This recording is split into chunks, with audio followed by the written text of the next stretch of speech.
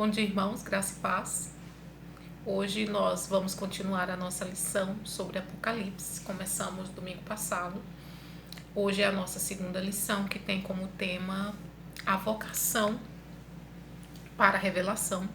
É como uma segunda introdução que vamos ter neste momento, mas, segundo a nossa revista, e concordo com ela, nós precisamos de uma boa base introdutória para que possamos entender esse livro, compreender, já que é um livro que nos traz muita simbologia, é um livro diferente, não é uma revelação, é uma revelação da visão que João teve, e que é um livro sensacional, é um livro que nos é como se Deus estivesse levantando a cortina, o véu, para que a gente possa enxergar as coisas que hão de nos acontecer.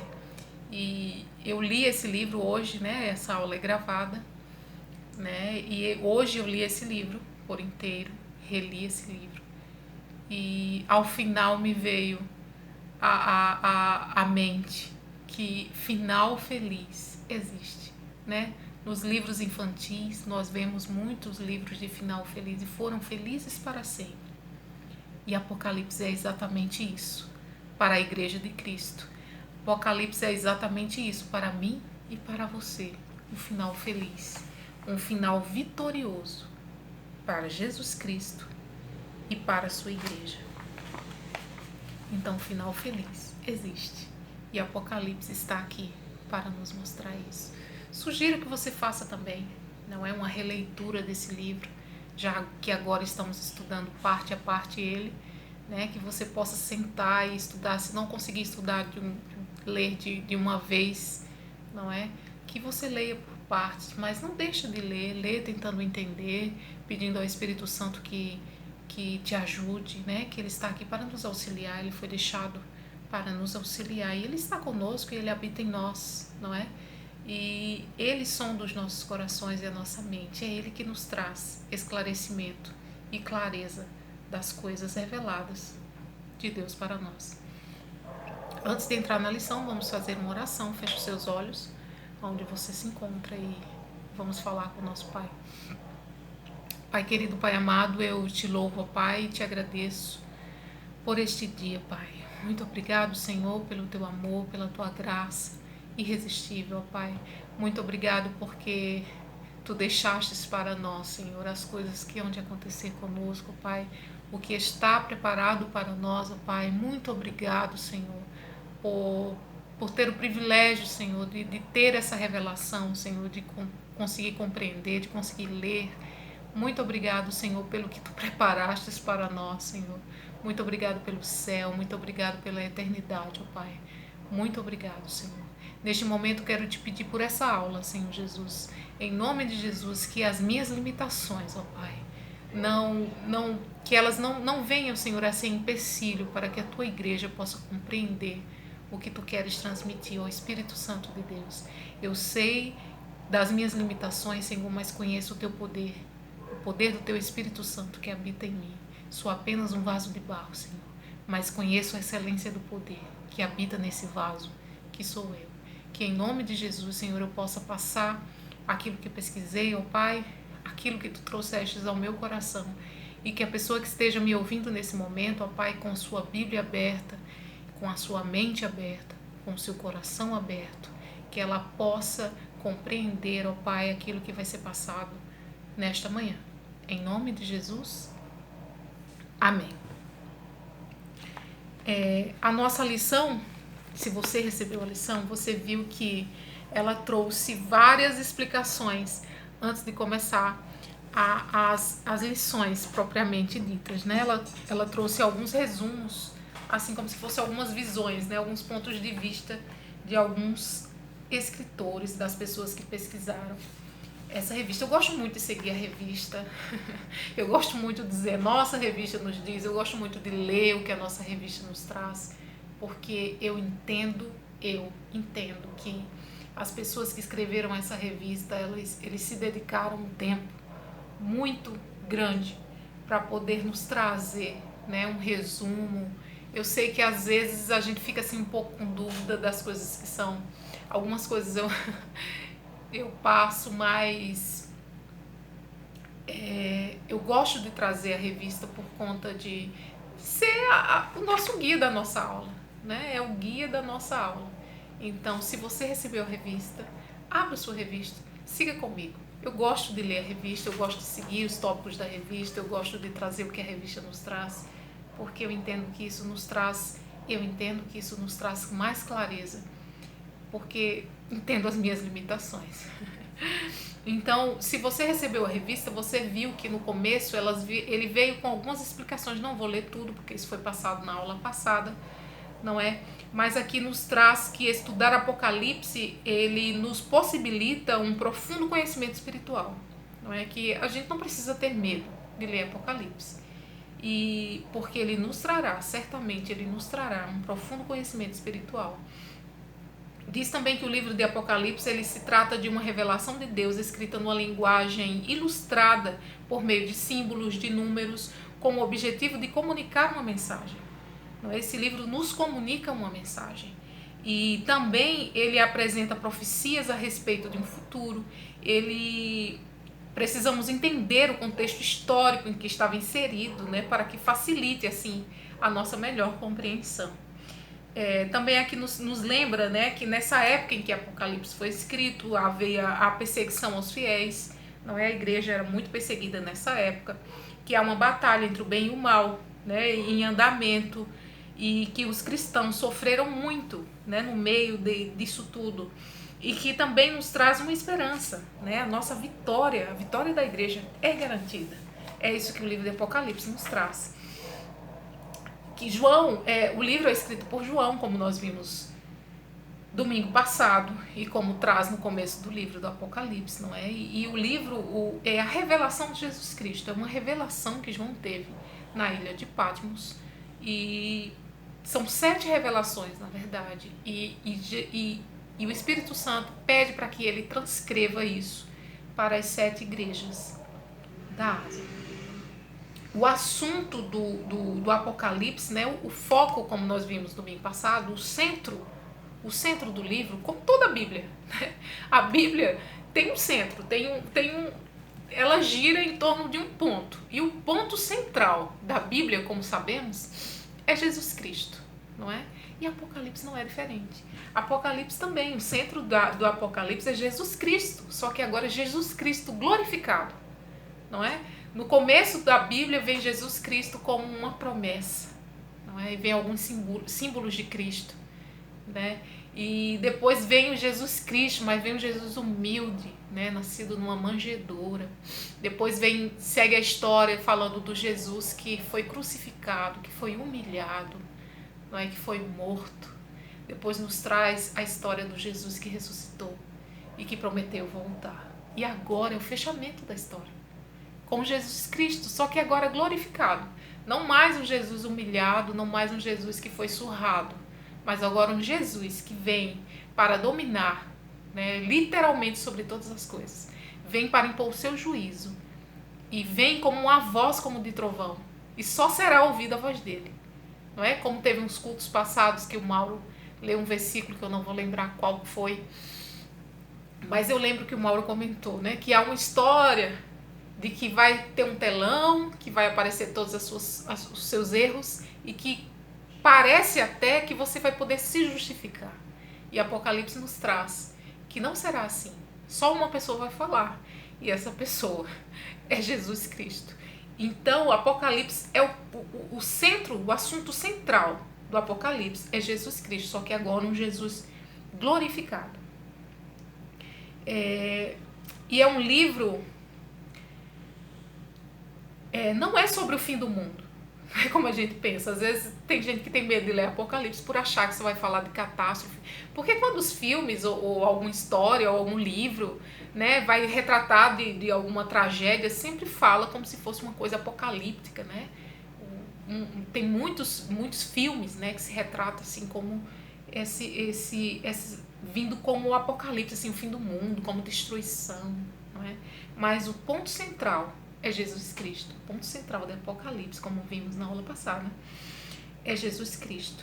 Então, o Apocalipse de João não é a revelação de um dragão, não é das bestas, não é do anticristo. a revelação daquele que morreu como um cordeiro, mas que ressuscitou glorificado e que está agora à direita do trono de Deus. Essa é a história de Apocalipse. A mensagem final, né, pode ser sintetizada na vitória de Deus sobre a força do mal. No final do livro de Apocalipse é uma celebração da glória do reino de Deus. Se você não quer ler o livro inteiro, leia os últimos capítulos. É emocionante você entender como vai ser essa vitória sobre o mal. Você entender o que está preparado para você na eternidade. Sabe, as ruas de ouro, o rio, sabe, lê. Se você não tem interesse em ler o livro inteiro, sugiro, né, que você leia o livro inteiro. Mas caso você não consiga por alguma razão sua, que você leia os últimos capítulos. E você vai ver então o que está sendo preparado para você aproveitar eternamente junto com Deus. Não é? Então aqui a nossa lição nos traz que o final do livro é uma celebração da glória do reino de Deus, com a vitória do Cordeiro e a redenção dos salvos. Finalmente estarão livres das agruras desse tempo. Como tem sido difícil, não é, esse tempo que estamos vivendo. Parece que assim, você ser diferente, assim, se fala tanto que ser diferente é bom, mas você tem que ser diferente seguindo os padrões deles, não é? Tem assim mais ou menos uns 5 tipos de diferenças que você tem que ser. Se você for diferente desses 5 pontos, desses 5 tipos de diferença que o mundo te impõe, você não é considerado uma pessoa politicamente correta, você não é considerado uma pessoa que ama, não é? Você tem que estar nesses padrões que o mundo te impõe. E quem é cristão, né? Nós não estamos nesses padrões. E por muitas vezes nós somos mal interpretados porque nos querem que sigamos, assim, que sejamos como eles são, não é? E não somos. Nós seguimos alguns padrões, nós seguimos algumas doutrinas e viver hoje, ser cristão hoje, né? Teve uma época atrás, não muito distante, que ser cristão era até moda, né? Quem dançava, quem cantava, quem atuava, seja o que fosse que fazia, era cristão. Se dizia cristão. Hoje não. Hoje não é uma coisa muito bem vista você ser cristão. É tido como uma pessoa que não tem amor, é tido como uma pessoa que é retrógrada, é tido como uma pessoa que parou no tempo, que é iludido, que é mente fechada, enfim, não é? Mas nós sabemos o que seguimos, nós sabemos a quem seguimos e não somos sem amor, não é? Como a Bíblia nos diz, os 2 principais mandamentos, não é? Que, como vimos nas Déboras, quinta-feira, que a Lisete nos trouxe o estudo, e como é de conhecimento nosso, amar a Deus sobre todas as coisas e amar o próximo como a nós mesmos. Isso é o nosso... os 2 mandamentos, os 10 mandamentos se resumem nesses 2 mandamentos. Então não somos pessoas sem amor, não é? Mas assim, querem nos adequar ao padrão do mundo, não é? E temos essa dificuldade hoje. Hoje tem sido tempos difíceis, não só com relação a isso, mas viver hoje é difícil, né? O nosso tempo, a nossa vida, a criação dos filhos, como tem sido difícil. Tem sido dessa forma. Sem falar nesse período que estamos passando agora, de pandemia, que também tem sido uma dificuldade mundial. Então, Apocalipse nos traz para nos lembrar que isso tudo vale a pena, sabe? Mesmo que venha piorar, que a gente sabe que vai piorar, a perseguição, que isso tudo vai piorar, a gente sabe. Mas que nós precisamos olhar para o futuro que nos espera. E Apocalipse é exatamente isso. Apocalipse nos vem mostrar o futuro que Deus preparou para nós. Que Jesus Cristo está esperando, quer dizer, Ele vai vir e vai nos levar para reinar com Ele na sua glória. Então, no reino de Deus não haverá mais pranto, não haverá mais luta, não haverá mais dor, não haverá mais tempos difíceis, esses tempos em que vivemos, né?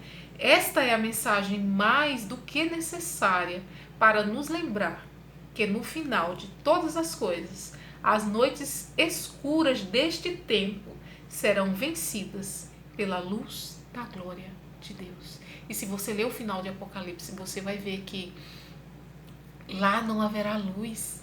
Não vai precisar da luz do sol, não vai precisar da luz da lua, porque a glória de Deus vai resplandecer de uma forma tão forte que não haverá nem noite, será dia eternamente, mas não pela luz do sol, mas sim pela luz da glória de Deus. Então, mais uma vez, o tema central é a segunda vinda de Cristo, é o reinado, né? Cristo vindo vitorioso, reinando. Já vimos na aula passada qual o escritor, que é João, a data, o local, né? João estava preso na ilha de Patmos, foi destinado para as 7 igrejas da Ásia. O propósito do livro é encorajar os cristãos do primeiro século que estavam sendo perseguidos, né? Como vimos, estava no reinado do Nero, estava no reinado de Domiciano.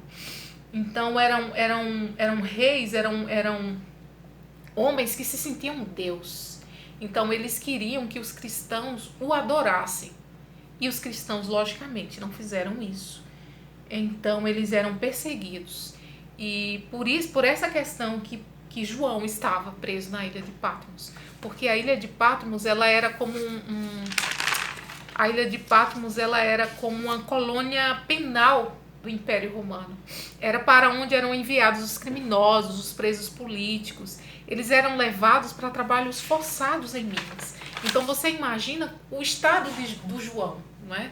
Porque assim, a gente lê o livro e pensa, nossa, que especial, né? Ele teve uma visão, ele escutou da boca do próprio Deus e transcreveu. Ele não viu, mas ele transcreveu, não é? Ele escutou a voz como um trovão, mas ele estava preso na ilha de Patmos por perseguição aos cristãos, e ele estava lá por trabalhos forçados. Você imagina a condição que ele vivia, não é? Porque se você é escravo, você não come bem, você não dorme bem, você trabalha à exaustão. E como nós vimos também, o livro de Apocalipse, ele traz muito a simbologia do numeral 7, não é? A nossa lição aqui nos traz que esse termo é usado 52 vezes. E é entendido, ele é trazido como um número de perfeição, de plenitude, né? Existem as 7 bem-aventuranças, as 7 igrejas, os 7 espíritos, os 7 candelabros de ouro, as 7 estrelas, os 7 selos, os 7 chifres, os 7 olhos, enfim, 7 trombetas. Mas isso é trazido, esse numeral 7, ele no contexto judaico, ele traz um entendimento de perfeição, de plenitude. Então, por essa questão, é usado muito o numeral 7, como vimos na aula passada. Agora, entrando na nossa lição, que é a vocação para a revelação. Como falei, o imperador Domiciano, ele no reinado do ano 81 a 86 depois de Cristo, ele governava, né, o império, e ele conduzia, e ele se considerava um deus, como falei. Então ele espalhou imagens pelo império dele, e ele punia com martírio, ele punia com exílio, ele punia com tortura, ele matava quem não o adorasse. Se não adorasse a imagem dele, então ele perseguia, e foi o que aconteceu com João e com a igreja no final do primeiro século depois de Cristo. Então, por essa questão, nessa época, os cristãos eles acabaram recebendo o impacto, né, desse reinado corrupto, que se sentia como um Deus. E diz que houve um banho de sangue por conta dessa perseguição. Muitos crentes foram mortos nessa perseguição. E a revelação de Apocalipse, ele leva em conta o conflito no sentido histórico e espiritual da igreja, né? Nos levando a meditar sobre suas vastas implicações. A nossa lição nos traz alguns questionamentos. Que resultaria com tudo isso? O cristianismo iria acabar? Quem venceria as forças do inferno encarnadas em Domiciano? Até quando o Império Romano se manteria oprimindo os cristãos? Que lição são aplicadas à igreja em todas as épocas? A vocação da revelação apocalíptica precisa ser considerada à luz do estudo, seguindo alguns aspectos. E aí a nossa lição agora nos trará 5 aspectos que precisamos observar dessa revelação apocalíptica. O apóstolo ele foi chamado para a revelação, né? Hoje a nossa lição está baseada em Apocalipse, capítulo 1, do verso 9 ao verso 20. Sugiro que você abra a sua Bíblia. Apocalipse, capítulo 1, do verso 9 ao verso 20. E a nossa lição aqui nos traz o verso 9 e 10, que diz: Eu, João, vosso irmão e companheiro na tribulação, no reino e na perseverança em Jesus, estava na ilha de Patmos por causa da palavra de Deus e do testemunho de Jesus. No dia do Senhor, eu me encontrei em espírito e ouvi atrás de mim como uma voz forte, como uma trombeta.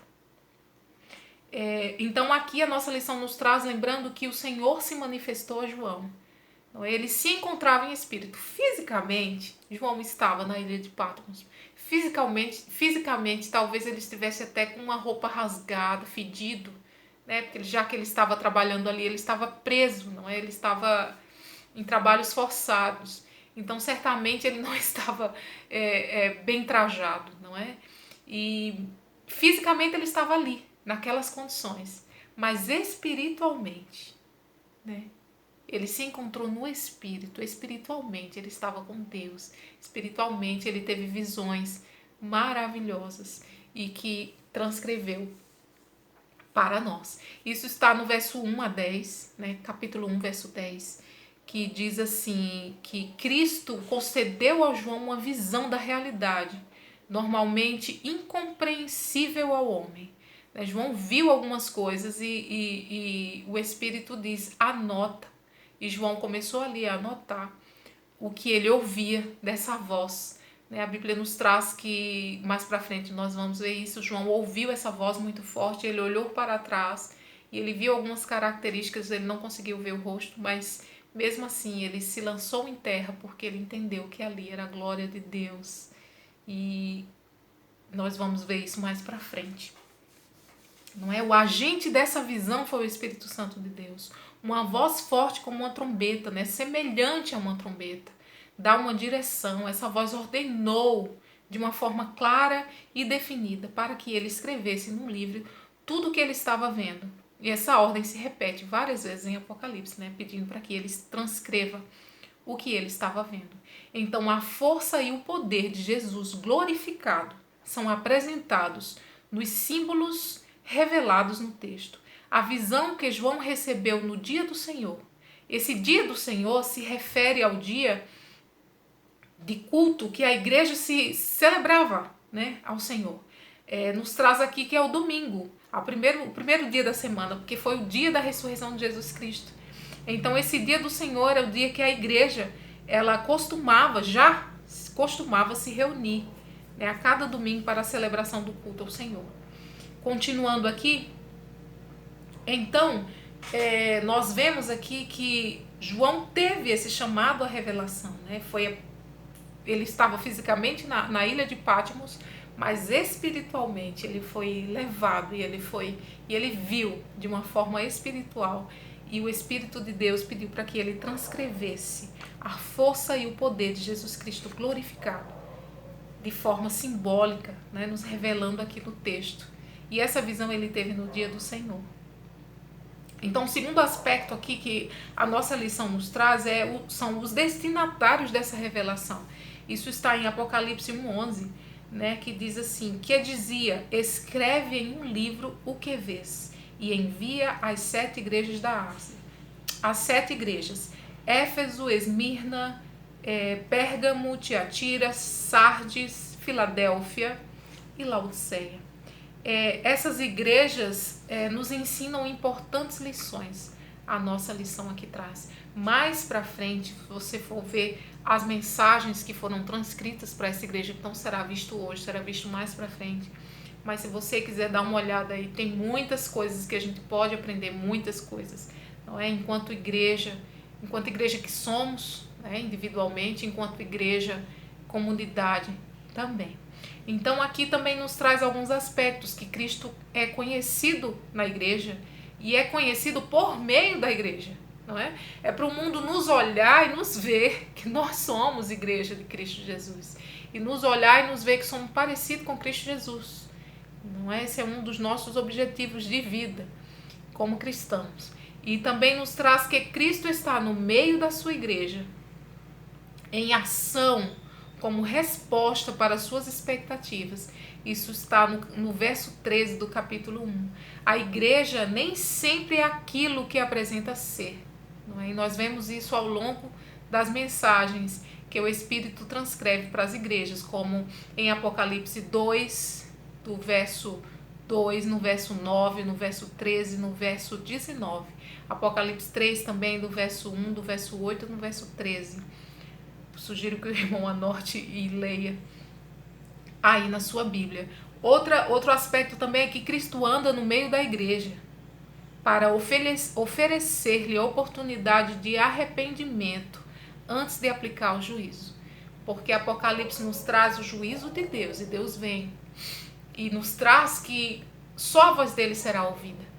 Não é? Nós não vamos poder falar, dizer, mas foi isso, foi aquilo, porque ele sabe de todas as coisas.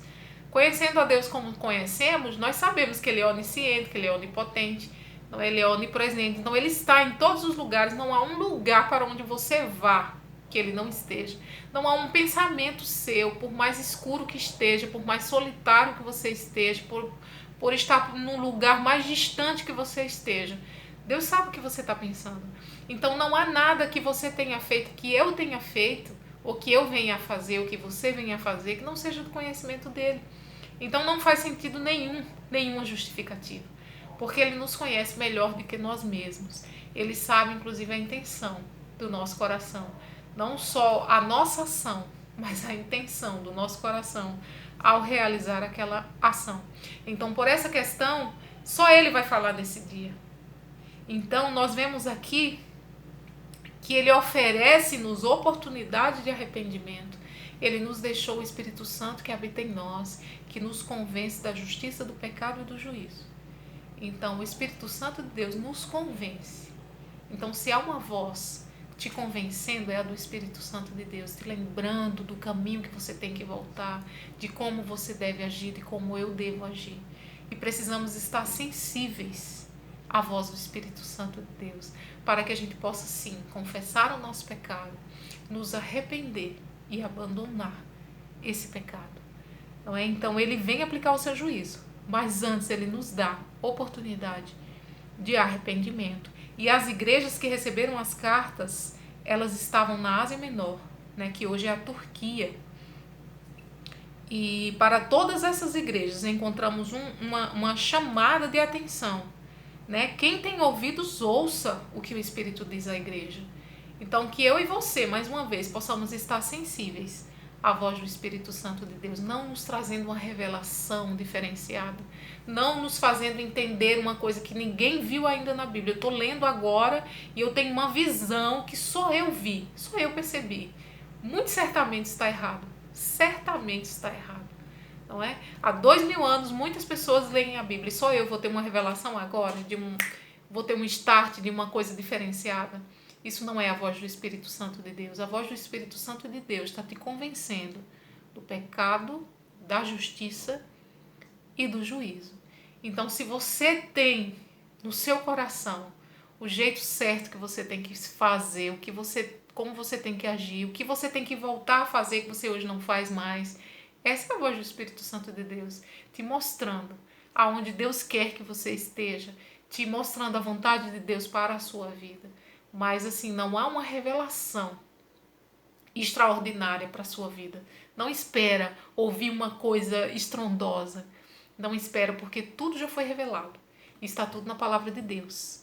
Mas precisamos estar sensíveis à voz do Espírito Santo de Deus, nos convencendo do nosso pecado, nos convencendo das nossas fraquezas, do nosso espinho na carne, nos fazendo lembrar onde caímos, aonde precisamos consertar, o que precisamos consertar, porque vai vir o juízo de Deus. Jesus Cristo vai vir, vai reinar e vai aplicar o seu juízo, e o seu juízo vai ser duro, mas ele nos dá a chance de arrependimento.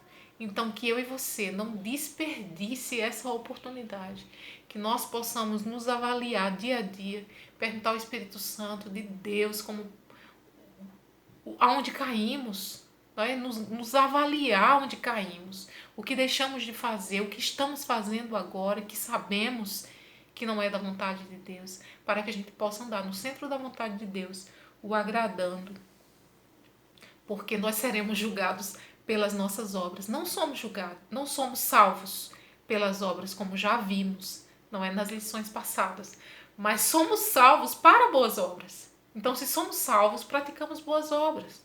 Claro que temos falhas, não é? Estamos aqui, vivemos aqui na Terra. Enquanto estivermos nesse corpo corruptível, nós vivemos de forma a vir a falhar, né? A cometer erros, a pecar. Todos somos pecadores.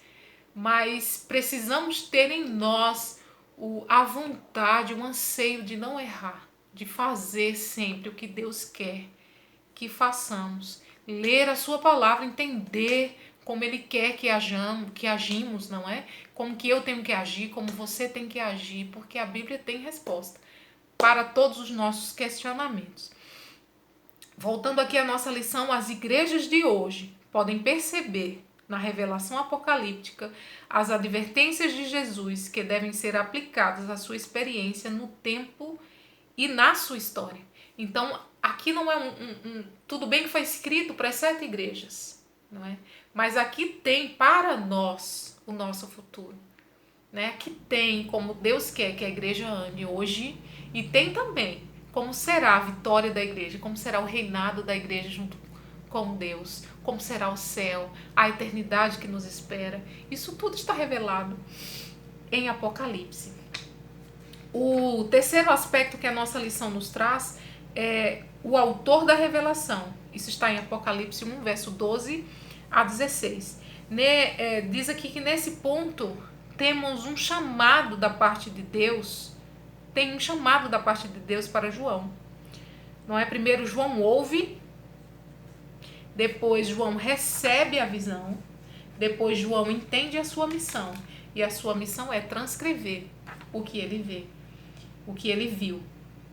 Então o apóstolo João, ele foi exilado para a ilha de Patmos, como vimos devido a uma perseguição do imperador romano Domiciano, como vimos também aos cristãos. E foi nesse lugar que João recebeu a visão, que seria chamada de revelação. Via de regra, afirma-se que João é o autor de Apocalipse, embora ele foi apenas o escritor. A nossa lição nos lembra aqui que quem ditou para ele escrever foi o Espírito Santo de Deus. Então ele só escreveu, ele só transcreveu o que escutou. O quarto aspecto que a nossa lição nos traz é que a relevância diante do revelador. Isso está em Apocalipse 1,17. Quando o vi, caí a seus pés, João falou, como se estivesse morto. Então ele pôs a sua mão direita sobre mim e disse: não temas, eu sou o primeiro e eu sou o último. Então João aqui entendendo a glória, vendo a glória de Deus. Hoje a glória de Deus é tão banalizada. Você concorda comigo? Na minha concepção, a glória de Deus hoje foi banalizada nas canções, por muitas vezes até nas pregações. Não é? Há pessoas pedindo para ver a glória de Deus como se fosse uma coisa banal, como se fosse uma coisa que eu visse e continuasse do mesmo jeito. Até a gente lembra o que aconteceu com Paulo, quando Paulo teve um encontro com Cristo, não é? A caminho de Damasco. Ele caiu e ele ficou cego por alguns dias. E da mesma forma Daniel, né? Tá aqui descrito em Daniel que ele... Aqui, ó, Daniel diz no capítulo 8, no verso 27, e eu, Daniel, desmaiei e fiquei doente por alguns dias. Então me levantei e tratei dos negócios do rei. Também da mesma forma, quando em Êxodo 33, 20, não é? Quando Moisés pede para ver. Vamos ler? Ele pede para ver a glória de Deus. Ó, em Êxodo 33, verso 20.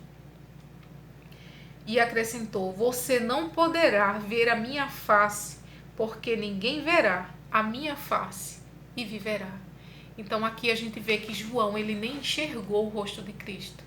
ele viu, né? Mas ele não viu o rosto, ele viu algumas características que ele descreve no livro, que nós vamos estudar mais para frente. Mas mesmo assim, quando ele viu isso, ele entendendo a glória de Deus que estava ali, ele caiu em terra como se estivesse morto. Da mesma forma, Daniel, quando teve a sua visão, ele ficou alguns dias doente. A gente viu também a questão de Paulo. E agora Moisés. Em Ezequiel também fala.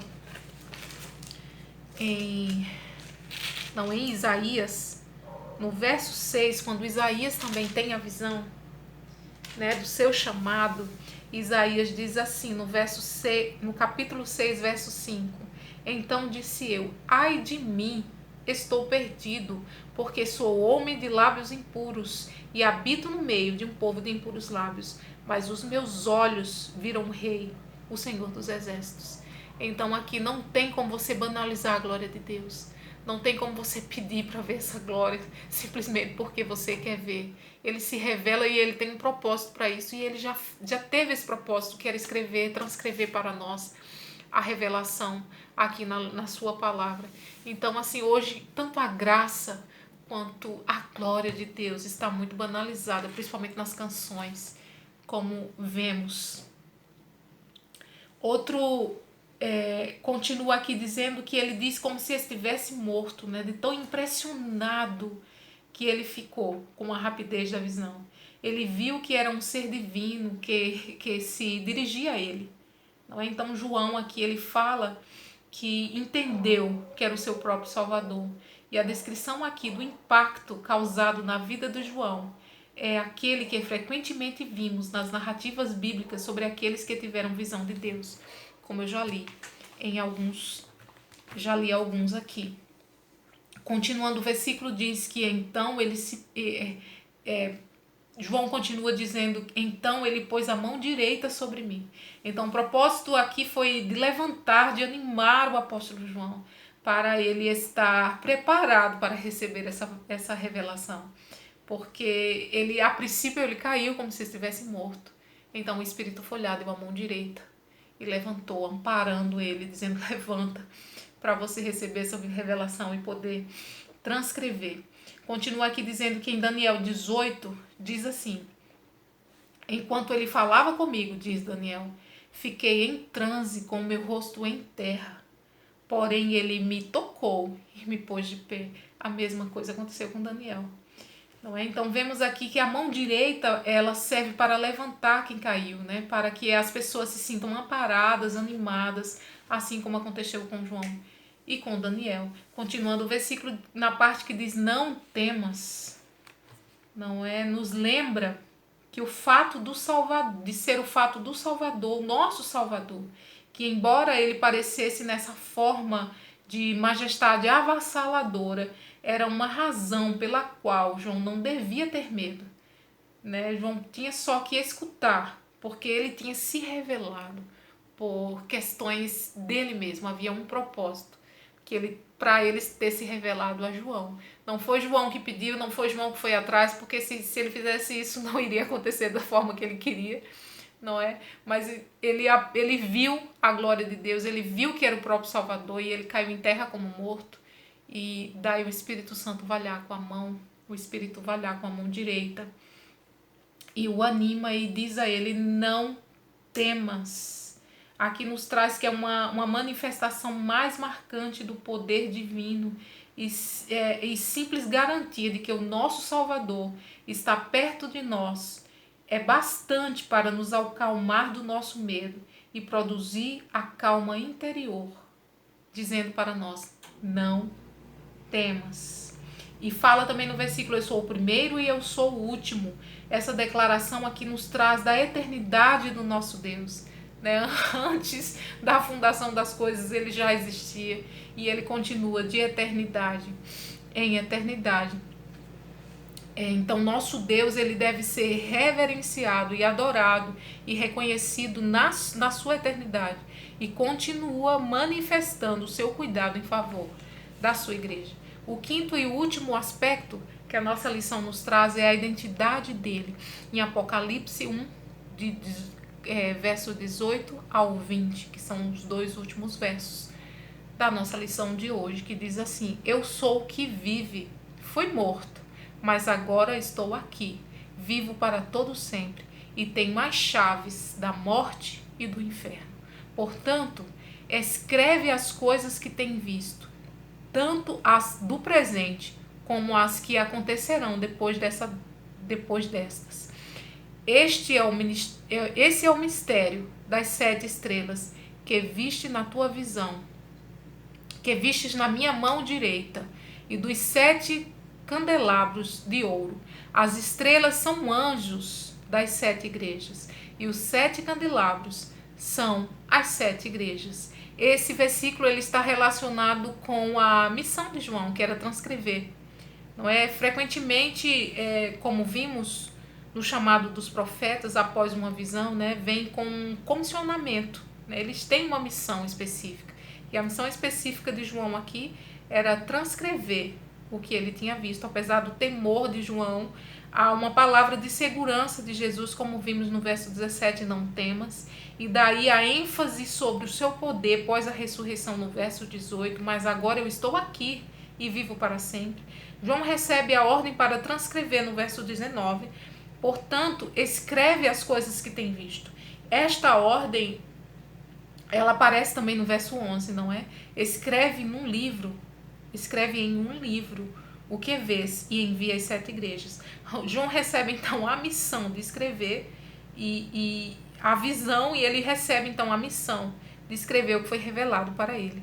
Sua missão é registrar por escrito tudo que será mostrado, e ele tem que enviar isso às igrejas. No verso 20, Jesus afirma a declaração do verso, reafirma a declaração dos versículos 13 e 16, e esclarece: as estrelas são anjos das 7 igrejas, e os 7 candelabros são as igrejas. Nesse versículo vemos a declaração da vitória triunfal do Cordeiro, aquele que venceu a cruz e a morte, aquele que tem a chave da morte e do inferno, como diz no verso 18, eu tenho a chave da morte e do inferno, ou seja, Jesus está no controle.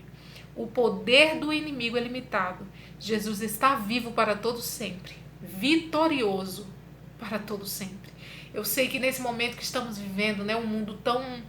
As pessoas brincam com o sagrado, as pessoas fazem música, como vemos, fazem chacota com as coisas de Deus, com o sagrado, não é? E às vezes a gente pode pensar, mas como assim, né? Deus não está vendo isso, né? Como que Deus deixa que isso aconteça? Como que Deus permite catástrofes? Como que Deus permite, né, crianças com fome? Enfim, às vezes a gente olha para essas coisas todas, essas misérias, né, essas catástrofes do mundo, e esse vírus mesmo dominando, né, como está, e a gente pensa assim, nossa, mas será que está no controle mesmo de Deus? Mas está no controle de Deus. Apocalipse está aqui para nos mostrar que o trono, ele está ocupado. O trono, Deus não saiu do trono, ele não desocupou o trono dele, o trono não está desocupado. O trono está ocupado. E Deus continua com o controle na sua mão. E reina vitoriosamente, vai reinar vitoriosamente para todo sempre. Então Jesus está no controle. O poder do inimigo é limitado. Jesus está vivo para todo sempre e vitorioso para sempre. E esse é o nosso Deus. Esse é o meu Deus, esse é o teu Deus. Então, recapitulando aqui Apocalipse, nós vemos que é um livro diferente, né? Que contém algumas informações de visões, de coisas que vão acontecer. É como se Deus estivesse revelando, assim, levantando um lençol e nos deixando enxergar as coisas que estão preparadas para nós, as coisas que vão acontecer conosco, Igreja de Cristo. Então, como vimos aqui, o foco também aqui nos traz o trono. A palavra trono aparece 40 vezes, mais de 40 vezes em Apocalipse, nos mostrando que Deus está no trono, que nada fugiu do seu controle, que ele reina de eternidade em eternidade. Então Jesus aqui é apresentado como o alfa, o ômega, o princípio e o fim. Ele é um ser eterno. Jesus é o cumprimento da profecia, e aqui ele vai vir em Apocalipse, ele vai voltar e ele vai cumprir. Ele vai fechar a história, né? O leão de Judá, a raiz de Davi, que venceu. Agora ele vem como um vencedor, ele não vem como um humilde, ele não vai ser mais humilhado. Agora ele reinará para sempre na sua glória. E nós reinaremos junto com ele. Apocalipse vem nos lembrando isso, o nosso Salvador, o Cordeiro que foi morto e reviveu, que possui a chave do inferno e da morte, ele venceu.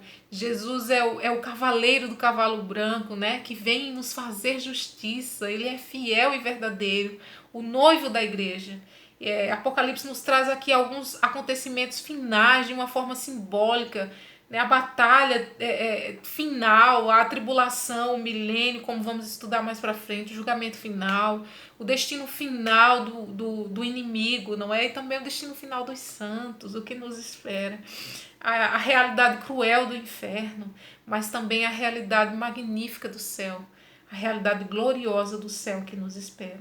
Então não precisamos ter medo ao ler Apocalipse. Ele fala da vitória de Cristo Jesus, ele fala das bênçãos que são reservadas para os fiéis, né? Os fiéis até a morte. Então o Apocalipse nos fala da nossa vitória, fala da vitória do nosso grande Deus, fala da eternidade maravilhosa que teremos em Deus.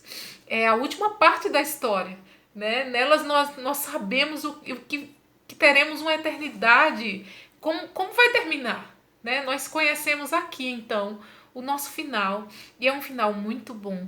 Tudo vai terminar muito bem. Ele vai enxugar dos nossos olhos toda lágrima. Não vai existir morte, não vai existir dor. As primeiras coisas já passaram, eis que tudo se fez novo. Deus habitará conosco. Aqui no final, nos fala que na cidade é uma praça de ouro puro.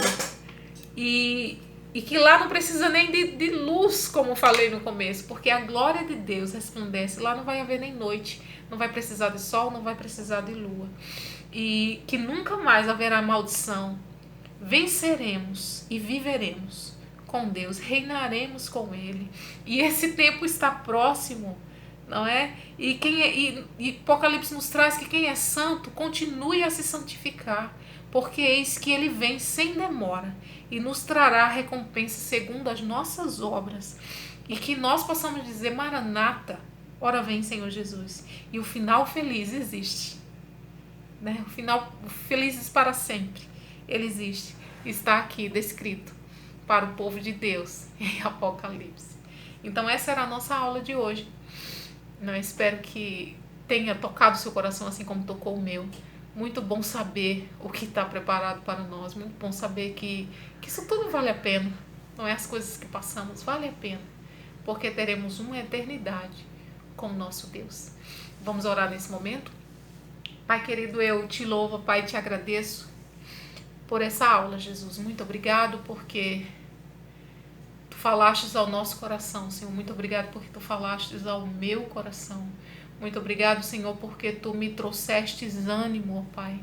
Muito obrigado, Senhor, porque eu pude te conhecer um pouco mais. Muito obrigado por essa aula, Senhor. Continua conosco. Agora, durante o culto, ó Pai, continua falando aos nossos corações. Em nome de Jesus. Amém. Que Deus te abençoe. Continue conosco. Nós teremos agora um intervalo e logo na sequência, às 10 horas, o nosso culto matutino. Que Deus te abençoe e até a próxima.